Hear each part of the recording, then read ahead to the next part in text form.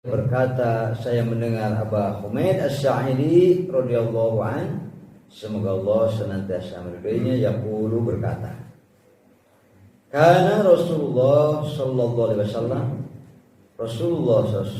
wasallam itu idza qama ila shalah, apabila beliau berdiri hendak salat,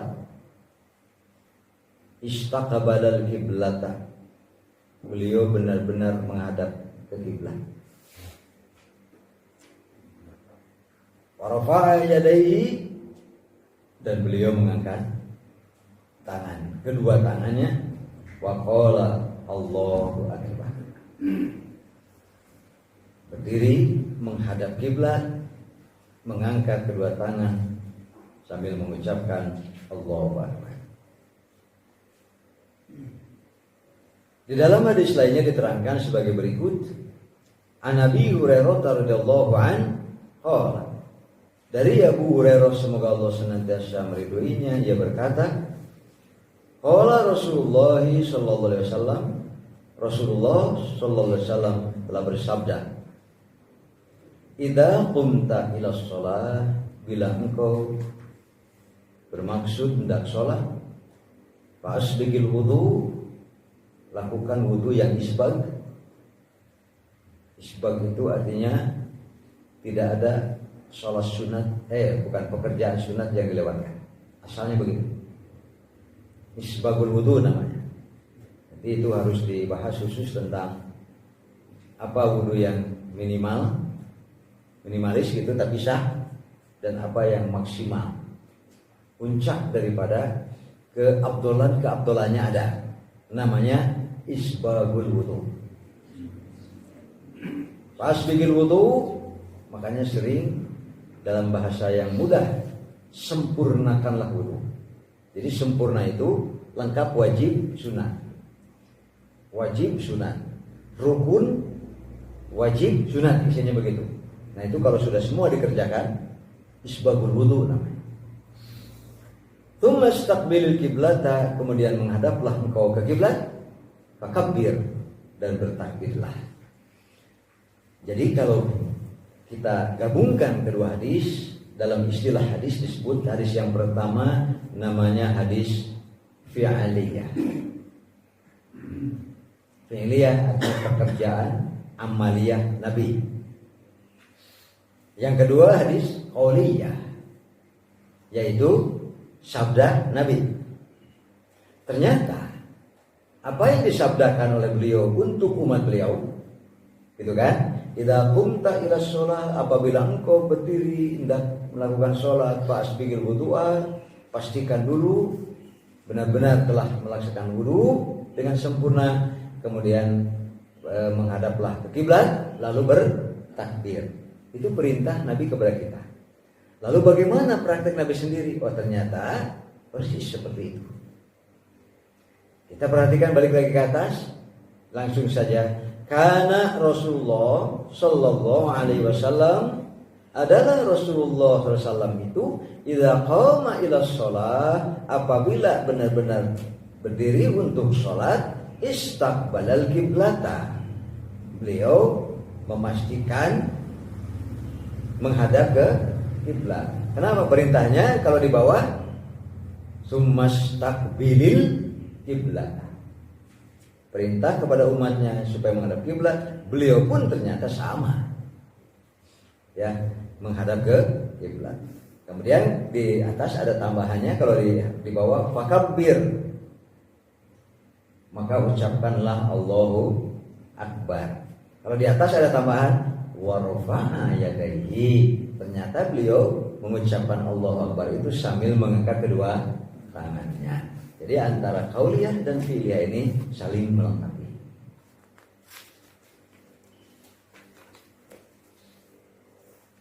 Hadisnya sudah saya terjemah barusan. Kata-kata menghadap kiblat ini tentu harus dimaknai serius dan tidak main-main. Kemarin sudah kita kaji tentang bab kiblat. Jadi bagaimanapun setiap orang yang akan melaksanakan sholat harus memastikan dulu dengan cara yang ia mampu, sesuai dengan situasi dan kondisi yang dihadapi, yang karena memang bisa jadi ada orang yang menghadapi situasi yang tidak sama. Kalau semacam di masjid begini kan sudah settle istilahnya kan, sudah settle.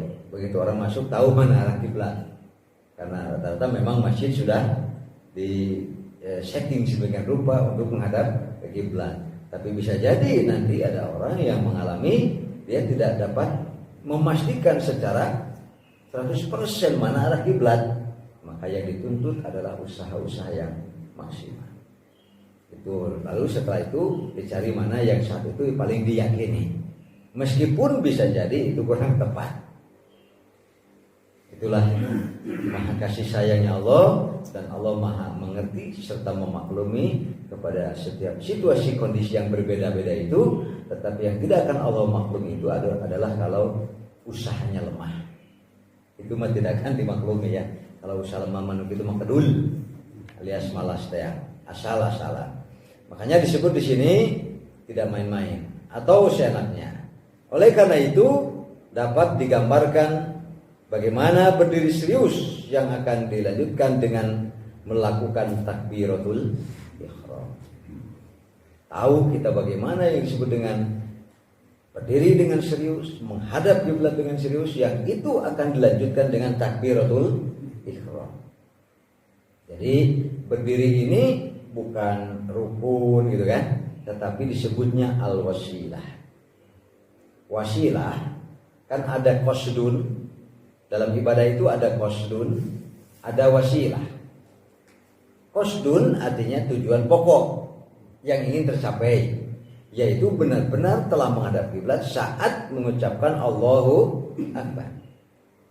Wasilah adalah berarti sebelumnya harus benar-benar dipastikan menghadap kiblat dengan tegak. Nah ini wasilah. Makanya ada orang, bolehkah kita bari ngodok saku? Itu udah acan takbiratul ihram. Pamanya begitu. Nah kalau Anda masih ngodok saku, Anda belum bisa mengangkat tangan kan?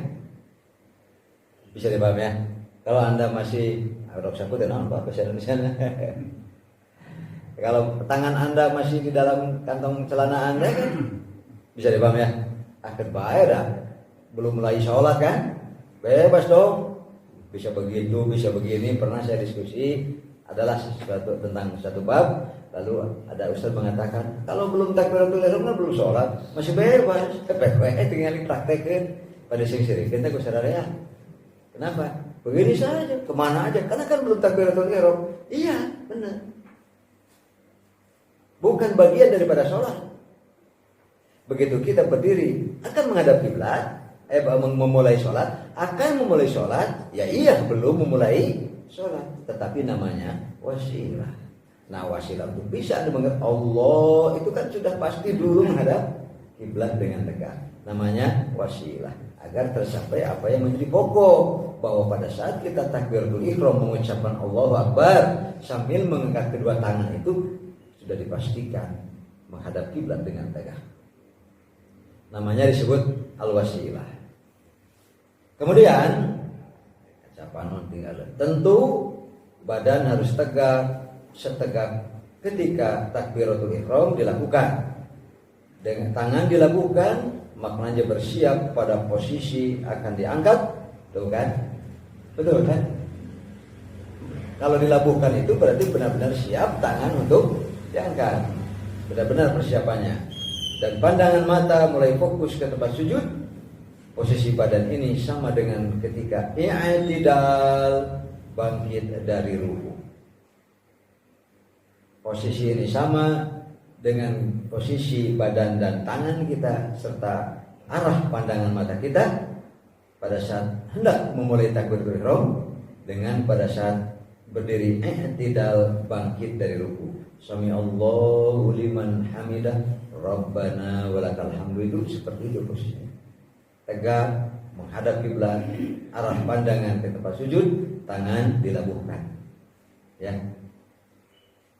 Selanjutnya di dalam hadis berikut dijelaskan bagaimana posisi badan Rasulullah SAW ketika hendak mulai salat.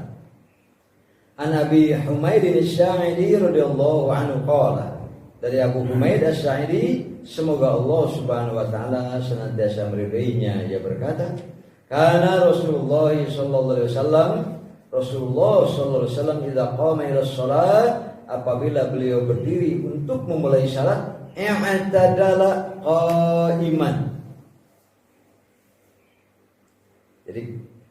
Jadi kalau ada orang mengatakan, boleh kan ini belum mulai sholat, mau nyangeyek, mau miring, mau condong, kan belum mulai sholat gitu kan? Bisa dipahami ya? Karena menganggap belum masuk kepada pekerjaan sholat. Bisa dipahami ya?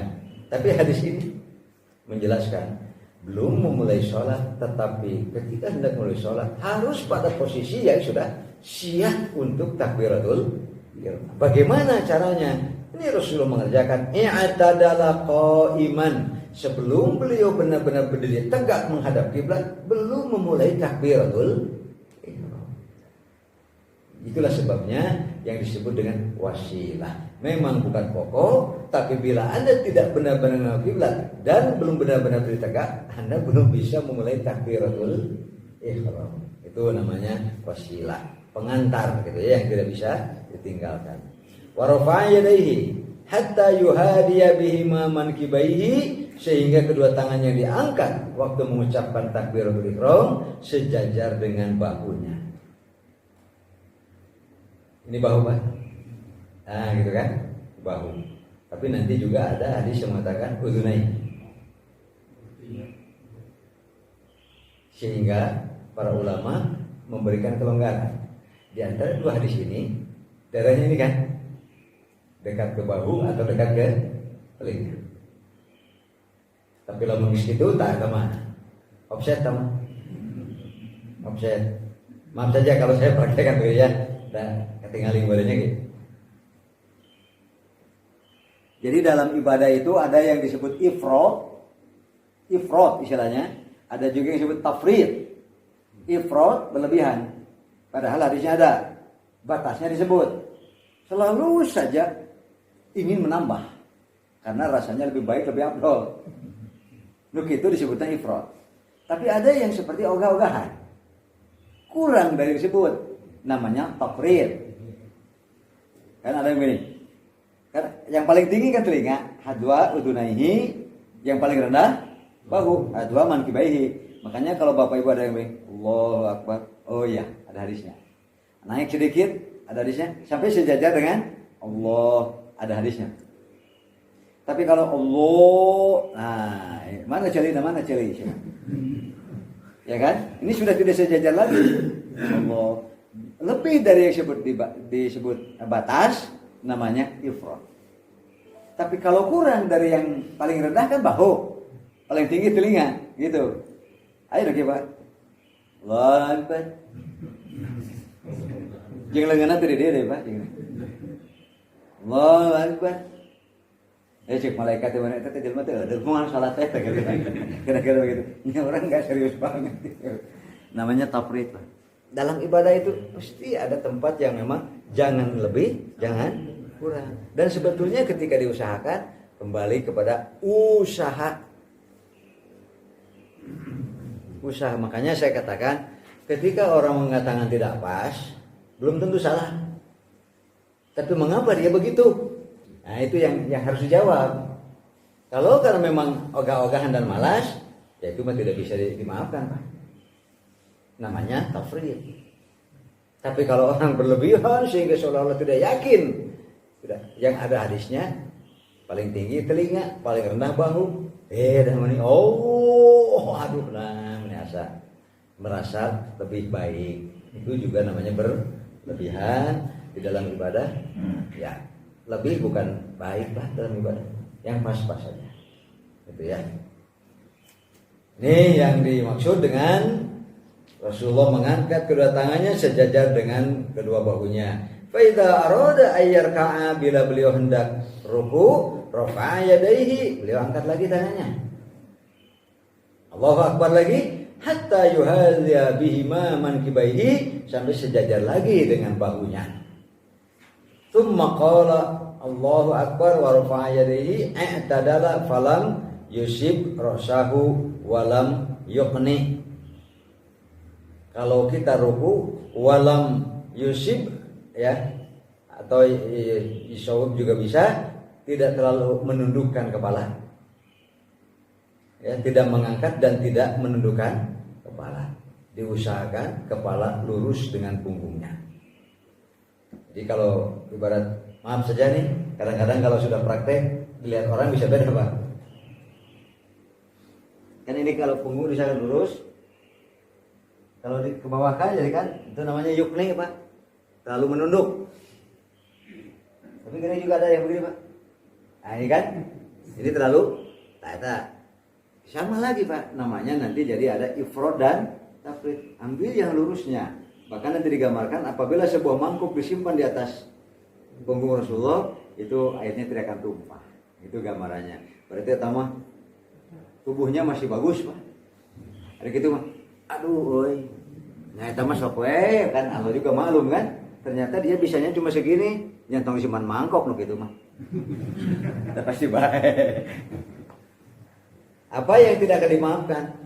Usahanya. Makanya semua dituntut untuk sesuai betul sehingga punggung lurus. Ini nanti urat-urat belakang kan ketarik Pak. Untuk lurus itu kan masih urat-urat kaki belakang ketarik. Jadi ada unsur senamnya juga Pak sebetulnya. Jadi kemudian badan lurus. Nah ketika Bapak Ibu masih bisa begitu, berarti organ-organ otot wabil khusus tulang itu masih bagus. Nah itu jangan tidak dimanfaatkan untuk bisa ruku dengan namanya ruku i'tidal. Jadi i'tidal bukan hanya ada pada duduk saja Pak, ada pada berdiri saja. Duduk ada i'tidalnya, ruku ada i'tidalnya, sujud pun ada i'tidal. I'tidal secara umum lurus tegak Pak.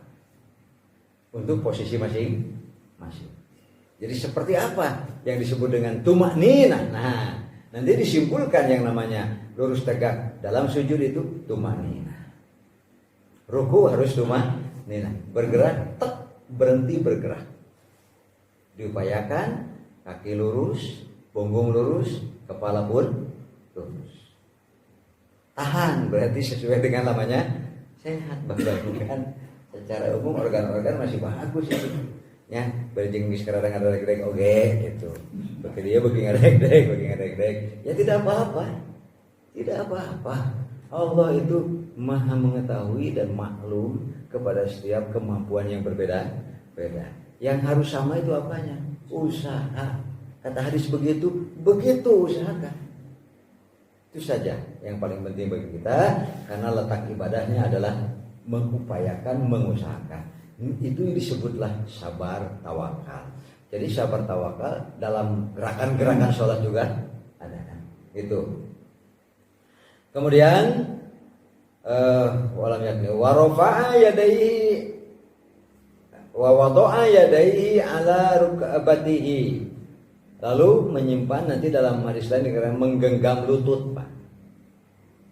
Disimpan seperti bahasa Sunda dicerot. Seperti dipegang. Itu ya. Berarti tsumma qala sami'allahu liman hamidah. Beliau mengucapkan sami'allahu liman hamidah wa rafa'a yadayhi, bangkit mengangkat kepalanya wa atadala sampai benar-benar kembali tegak berdiri seperti ia memulai sholat tadi. Namanya disebut berdiri i'tidal. Jadi waktu hendak mulai salat berdirinya i'tidal, waktu bangkit dari ruku pun berdirinya disebut i'tidal. Makanya persis sama nanti antara siap untuk mengangkat tangan takbiratul ihram, siap. Kan jadi lurus Pak. Ini ibarat menghadap kiblat berarti kan siap Pak. Ini siap untuk betul dipastikan menghadap. Jadi kepala pandangan saja sudah ke bawah. Jadi yang begini. Allah, sama ke malaikat untuk tidak gunggung gitu Pak. Ke malaikat gitu kan. Jadi nanti begitu bangkit dari ruku, sami'allahu liman hamidah, persis seperti ketika tadi waktu kita akan memulai benar-benar telah siap. Nah gitu. Disebutnya berdiri tidak. I'tadala qa'iman atau nanti qoma i'tidalan. Wa atadala tegaklah berdiri hatta yarji'a kullu azmin, sampai tulang-tulang buku yang tadi ditarik waktu ruku fi mawdi'ihi mu'tadilan, kembali kepada posisi semula secara lurus. Itu Pak. Jadi sami'allahu liman hamidah, rabbana walakal hamdu, lurus lagi gitu kan. Selurus apa? Selurus waktu kita hendak memulai takbiratul ihram. Kesimpulan, ketika hendak memulai salat, hendaklah dilakukan dengan serius. Berdiri tegak menghadap kiblat, melabuhkan kedua tangan, jangan di mana-mana. Kenapa? Itulah alaminya ketika manusia berdiri. Ya kan? Tanpa tugas apa-apa tangan kita. Bila waktu kita berdiri belum ada keterangan apapun di mana posisi tangan, maka otomatis dia akan jatuh berlabuh. Jadi berlabuh itu adalah posisi alaminya ketika tangan ini belum ada tugas. Ya, terus banyak. Jadi kalau Bapak itu siap-siap berdiri, kan tangan di sini. Kalau kita ditanya, kenapa tangan di situ? Belum ada tugas. Jadi belum ada kerja, Pak. Kalau kita berdiri tegak belum ada kerja, pasti di sini. Ketika waktu sami Allah liman hamidah rabbana walakal hamdu, kenapa ke sini lagi? Memang tidak ada tugas, Pak. Silahkan cari di mana kita, insya Allah tidak akan menemukan hadis dikemanakan itu tangan. Kalau ruku, di waktu ruku genggam lutut, jelas kan? Tugasnya di situ, Pak. Waktu sujud, maka Rasulullah menyimpan wajah di antara dua tangan. Jelas kan? Tugasnya di situ, Pak. Nggak boleh kemana-mana. Waktu takbiratul ihram, tugasnya apa? Allah, gitu kan? Ada tugas. Waktu kita bangkit dari ruku, sami Allah, kan ingat lagi? Terus waktu duduk, di mana waktu duduk? Pasti ada, semua ada keterangannya. Waktu duduk adalah tangan kiri di atas paha dan lutut kiri, sehingga lutut harus ada tersentuh, Pak. Waktu duduk teh. Jadi kalau kita begini, namanya duduk ya, antara dua sujud lah. Jadi bukan di sini, Pak, tapi harus ada ke depan supaya bagian lutut ada yang tersentuh. Sebab hadisnya fakhidhihi wa rukbatihi, Pak. Tangan dan lutut. Jadi bagian paling tidak pokoknya ujung-ujung jari mah harus ada yang menyentuh lutut, karena hadisnya nanti fakhidhihi wa rukbatihi. Ada kan tugasnya, bisa dipahami ya? Nggak bisa kita di mana-mana, karena disebut di situ tempatnya. Begitu juga yang kanan nanti sama. Waktu tahiyat kan ada. Nah, waktu berdiri sami Allahu liman hamidah, rabbana walakal hamdu, tidak ada hadis apapun. Berarti kembali ke asal pada saat tangan itu tidak diperintahkan untuk diletakkan di satu tempat, alias kembali ke posisi alami pada saat orang berdiri tegak. Sami Allahu liman hamidah. Berarti persis sama waktu kita siap-siap untuk takbiratul. Mah bisa patarosan heula sakitu we kenapa sabab ya? Kalau ada pertanyaan atau ada bagian yang belum jelas. Jadi, assalamualaikum. Beberapa waktu yang lalu arah kiblat itu berubah beberapa tahun yang lalu, sehingga kita sholat itu miring karena masjidnya itu tidak bisa dimiringkan, sehingga ada beberapa tempat masjid yang kita sholat dimiringkan. Kalau masjid ini dari dulu juga seperti ini, tidak sudah pas berubah. Saya tidak tahu apa sebenarnya, karena arah ini kan tetap. Itu mohon itu apa memang harus demikian mengikuti. Pernah ada pengumuman bahwa arah sekian derajat miring. Terima kasih. Rata-rata jalan-jalan kita yang menghadap ke barat kan itu biasanya mengikuti alur jalan, Pak. Jadi jalan kita menghadap ke barat, lalu nanti perempatan istilahnya kan akan bertemu dengan potongan-potongan jalan yang arahnya utara selatan, Pak. Biasanya dari situ ukuran bangunan kita, Pak. Kenapa? Nanti kalau tidak mengikuti itu akan mengambil tanah orang. Kalau betul-betul ingin bentuknya persegi pokoknya ya. Nah, itu umum, Pak. Umum. Saya tidak tahu kalau di Kota Bandung begitu, Pak. Sekiranya kalau jalan alun-alun gitu, Pak. Nanti bangunan itu mengikuti seperti itu, Gatsu ya. Gatsu kemudian Ahmad Eba. Gatsu kemudian Asia Afrika ya. Terus rata-rata begitu, Pak. Sehingga pada umumnya ketika orang-orang yang punya IMB lah ya, membangun bangunan itu, dia akan mengikuti alur itu Pak. Nah, masjid juga rata-rata begitu. Jadi kalau bapak-bapak sholat di rumah pun, kalau upayakan untuk memperhatikan arah kiblat ini. Bagaimana caranya menghadap kiblat? Kalau sekarang kan sederhananya ada kompas. Ya, kembali ke kompas yang tadi. Kalau tidak ada, nanti kalau di almanak tertentu yang sangat perhatian kepada yang namanya hijriyah, waktu sholat dan arah sholat, biasanya ada pemberitahuan di situ. Tanggal sekian, hari mulai dari jam sekian sampai sekian menit itu adalah matahari tepat di atas Ka'bah. Ibaratnya begini, ini Ka'bah, ini matahari Pak, ya kan? Nah, maka ketika kita berada di arah sini akan menghasilkan bayang-bayang. Nah, bayang-bayang seperti kusayan gitu Pak, itu arah kiblat. Itu namanya usaha. Jadi bagi masjid, saya tidak tahu di sini apa pernah namanya istilahnya rosdul kiblat. Ini tetap dari sejak berdiri seperti ini. Mudah-mudahan ini memang sudah mengarah kiblat. Ya, waktu itu semua juga seperti ini. Artinya waktu beberapa tahun yang lalu kan ya. Perubahan. Jadi ada masjid yang dirubah, bukan dirubah bangunannya, dirubah karpetnya. Iya, bukan. Karpetnya digeser atau kadang-kadang karpetnya tetap dikasih solasi ban. Ya. Lakban. Tapi saya kagum itu. Oh iya, ini yang seperti ini yang namanya tawakal gitu Pak. Seperti ini yang namanya usaha-usaha.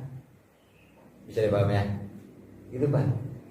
Jadi saya tidak tahu masjid ini apa pernah dicek lagi arah kiblatnya. Mudah-mudahan pas Pak supaya terhibur. Ini tidak berubah. Pakai kompas. Oh ini udah pakai kompas lah Pak. Kompas pada saat itu. Iya. Oh alhamdulillah berarti waktu membangunnya sudah ada perhatian. Bisa jadi begitu.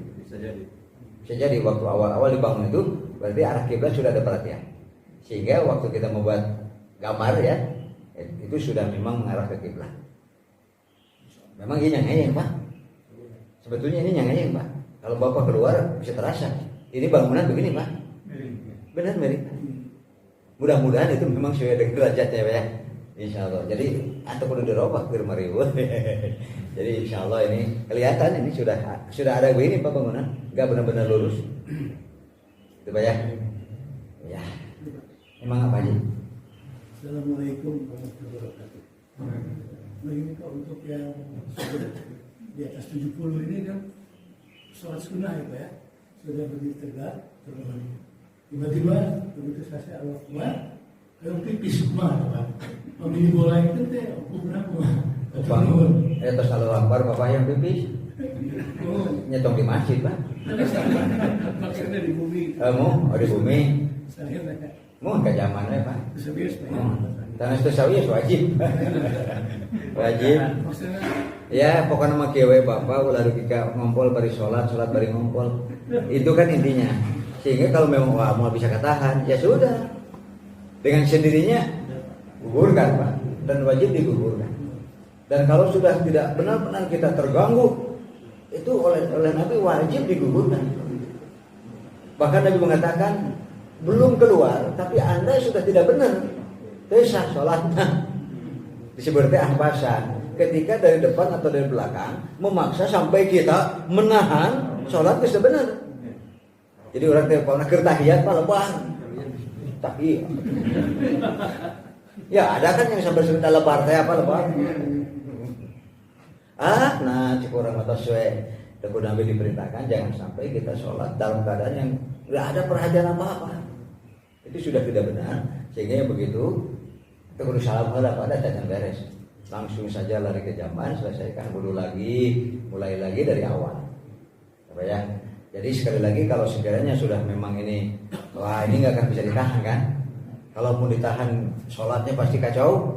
Itu memang sudah wajib dibatalkan. Mau dari depan, mau dari belakang Pak. Mau pipis, mau popos gitu. Gitu ya Pak ya. Apalagi kalau dengan si cikal, gitu ya. Gitu Pak. Mangga Pak Haji. Mau tanya Ustaz, ini apakah ada hadisnya kalau sholat habis ruku kemudian tangannya kembali ke Sedekap, namanya sedekap ya. Ya. Istilah sabda. Jadi kalau hadisnya pasti tidak ada. Pasti tidak ada. Kalau hadis yang apabila bangkit dari ruku maka simpan, pasti tidak ada. Tetapi ada sementara ulama yang memahamkan. Sementara ulama yang memahamkan. Itu kan sudah dalam sholat. Bisa dipahami? Jadi si tangan ini harus sama dengan posisi yang sudah di dalam sholat. Bisa dipahami? Alur berpikirnya, mengapa ada yang sami Allah di sini Pak? Sedekah kan? Hadisnya tidak ada. Bisa dipahami ya? Jadi sekali lagi itu adalah paham dari apa? Bahwa ini sudah di dalam sholat. Kalau nanti digantung, kalau istilahnya tadi apa berlabuh, ngegantung Pak? Itu kan katanya di luar sholat. Bisa dipahami? Jadi sekali lagi hadisnya tidak ada, cuma ada yang berpaham seperti itu. Karena ini sudah di dalam sholat, maka harus disamakan dengan berdiri ketika di dalam sholat. Kalau saya, kenapa saya tidak? Kalau saya menunggu hadis. Bisa dipahami belum? Bisa dipahami saudara ya? Saya menunggu hadis. Silahkan tangan saya harus tempat di mana? Hadisnya mana? Pasti nggak ada. Maka kalau tidak ada, disuruh berdiri, otomatis tangan ini akan berada di tempat yang belum ada hadisnya, belum ada tugas. Bisa dipahami Bapak Ibu tadi? Ketika Anda hendak sholat, sudah menghadap ke kiblat, tangan di mana? Kan tidak ada hadisnya tuh. Maka kita akan berdiri dengan alami saja, dibiarkan tangan. Kenapa dibiarkan? Karena belum ada hadis yang menyuruh harus diletakkan di mana. Bisa dipahami Bapak Ibu ya? Begitu juga sedang dalam sholat, saya tidak mau mengerjakan apapun karena ibadah mah harus ada hadisnya. Makanya sami Allah liman hamidah, kemana dia? Saya baca hadis pakai raga-raga dewe, karena di situ posisi alaminya ketika kita berdiri tegak, lalu tidak ada hadis yang memerintahkan diposisikan di tempat tertentu, alias kembali kepada posisi alaminya. Ketika kita berdiri pasti tangan tergantung. Bisa dipahami ya, supaya nanti kita punya perbandingan. Oh, si anu mah itu mahamganana, memahamkan bahwa ini kan sudah di dalam sholat, jangan sama dengan ketika sebelum. Nah, itu yang jangan samanya dari mana gitu ya. Jadi menurut saya itu adalah pikirannya, pikiran ketika memahami hadis yang tadi bahwa sami Allah liman hamidah Rabbana walakal hamdu, berdirinya berdiri sholat nih. Kalau tadi kan berdiri hendak sholat, masa sih sama? Itulah kurang lebih seperti itu. Kalau saya bukan masa sih sama, masa sih beda, tapi mana dalilnya ada tidak? Di mana posisi saya harus ditempatkan? Kan tidak ada Pak, insya Allah tidak ada. Nah ketika tidak ada, maka saya tunggu. Silahkan cari-cari dulu hadisnya sampai ketemu. Sementara pun ketemu, saya akan tergantung saja ke tempat di mana tangan itu belum ada perintah untuk dipindahkan. Ya Pak ya. Bukan terus Bu? Bisa dimengerti Bu? Begitu supaya saya nggak mengkritik Pak kepada yang begitu Pak, karena berarti kan cenderungnya begitu, mau diapakan lagi? Ini kan soal isi kepala dan isi hati ya Pak ya. Lalu dia implementasikan dengan melakukan seperti itu. Oh yakin gitu, jalma etama mana Pak? Ya kan? Ini mas soal pengertian yang sebetulnya kalau dicari ya memang hadisnya nggak ada. Nah ketika nggak ada hadis itulah, makanya saya tadi dengan satu persatu saya sebut Pak. Ketika Bapak sujud di mana tangan? Ada Pak hadisnya kan? Bisa dipaham tadi ya. Ketika ruku di mana tangan? Kan ada di lutut. Ketika duduk di mana? Semua disebut. Di situ tidak disebut. Makanya saya katakan memang tidak ada hadisnya. Ketika kita berdiri yang tidak bangkit dari ruku, tidak ada hadisnya, harus di mana-mana. Maka saya simpan. Kalau Anda mau mengubahnya, silakan datangkan hadis untuk di mana tangan saya ditempatkan. Kalau gini kan, mana hadisnya? Kecuali memiliki pikiran yang tadi. Ini kan dalam sholat, masa sama dengan yang ketika hendak sakit gitu, apa? Bukan dalil tapi alasan lah. Alasan mengapa orang ada yang begini. Itu tak Pak. Sekarang sebaliknya mungkin Pak. Jadi ketika dia habis takbir, tangannya justru digantungkan, tidak disebutkan. Oh iya. Ada yang begitu juga. Ya, memang ada hadisnya. Ada hadisnya. Ada hadisnya, cuma sebutnya kalau saya sebut itu hadisnya bacanya cuma sepotong. Hadisnya cuma sepotong. Kan ada hadis yang begini saja Pak. Karena Rasulullah SAW idza qama ila sholati kabbara wa rafa'a yadayhi. Saya melihat Rasulullah waktu hendak sholat beliau mengangkat tangan sambil mengucapkan Allahu Akbar. Gimana prakteknya? Bisa dipaham kan? Nah ketika hadis itu parsial seperti itu, maka kita melihatnya mengangkat setelah itu kemana ya? Kadieu Pak. Padahal hadis itu ada lanjutannya. Nah, seperti ini. Jadi itu kelihatannya hadisnya sepotong Pak. Jadi ada hadisnya cuma baru sepotong gitu. Seperti begini tahiyat Pak. Duduk tahiyat itu beberapa macam hadisnya. Rasulullah apabila duduk pada tahiyat, beliau menyimpan tangan kiri di atas paha kiri dan lutut kiri, lalu menyimpan tangan kanan di atas paha kanan. Hadisnya ada yang hanya sampai di situ Pak. Prakteknya gimana? Mun hadis yang membaca tabunggul, baca dia hanya hadis itu. Pasti ibarat saja ini paha kiri, ini paha kanan. Pasti akan begini, yang kiri, yang kanan begini Pak. Ya sudah, jadi jangan kaget kalau ada orang yang nanti prakteknya begitu. Berarti baca dengan sahadis Pak. Bisa dipaham ya? Tapi baca hadis lain yang menerangkan tentang ketika tasyahud awal itu kumpulkan yang lengkap supaya amal waktu tasyahud awal itu lengkap. Nanti kalau baca hadis itu saja, bacaan saja nggak ada. Dari mana kita tahu bahwa waktu duduk itu ada bacaan tahiyat? Ya dari hadis lain. Karena Bapak Ibu ya, itulah mengapa kita bisa sholat sambil lengkap, dengan lengkap dari awal sampai akhir salam itu karena gabungan dari praktek-praktek sholat. Karena sahabat kadang-kadang fokus yang melihat itu pada apa? Ada yang fokus pada bentuk kakinya, Pak. Ada Rasulullah itu apabila duduk yang kirinya begini, yang kanannya begini, tapi dia fokusnya menerangkan kaki. Sehingga apabila nanti orang baca hadis itu saja, akhirnya dengan tahiyat sukun awe unggul, tangan nggak ada. Dari mana kita tahu tangan pun berposisi jelas? Ada hadis lain, gabungkan sehingga lengkap. Nah, buku ini itu begitu Pak. Menggabungkan dari berbagai hadis supaya dari awal sampai akhir lengkap. Jadi sekali lagi, tidak ada seorang sahabat pun yang menerangkan praktek sholat Nabi seorang kali Pak. Lengkap dari awal sampai tidak ada. Kita bisa sholat dengan lengkap itu adalah pandangan hasil laporan dari sahabat-sahabat yang banyak yang ikut berjamaah atau melihat praktek sholat Nabi. Nah, digabung-gabung itulah dari berbagai laporan, jadilah sholat dengan utuh. Itu Bapak ya. Oh Bang, mengenai posisi santai ada mau ngabuburan tadi. Ngabubur teh kadeu mengenai posisi tangan. Posisi tangan. Iya. Ada yang begini, ada yang begini. Kemudian jarinya ada yang terbuka, ada yang harus tertutup begini.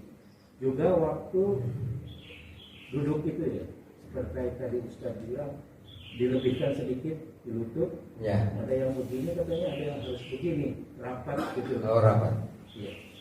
Terima kasih Ustaz.